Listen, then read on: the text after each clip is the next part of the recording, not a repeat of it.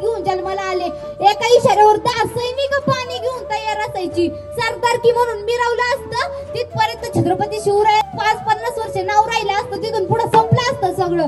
परंतु आता सुद्धा आपण छत्रपती शिवाजी महाराज की ज्यावेळी मी घोषणा दिली तुम्ही इतक्या आवेशाने जय म्हणलाच का? त्यांचं मी ज्यावेळी नाव घेतलं आपल्या अंगातले रक्त सळसळ करतच का? त्याचं कारण आहे की छत्रपती शिवरायांनी ते दाखवून दिलं.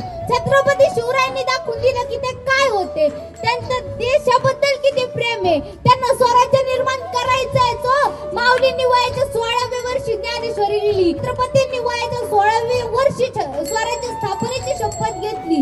त्यांची 16 वर्षाची मुलं काय करतात म्हणून आपण हे नाही केलं पाहिजे. आपण आपल्या मुलांवर लक्ष ठेवलं पाहिजे का? तर ते जिजाऊंनी ठेवलं, छत्रपती घडले. आपण आपल्या मुलांवर ठेवलं, आपली मुलं का घडणार नाही? आपली मुलं सुद्धा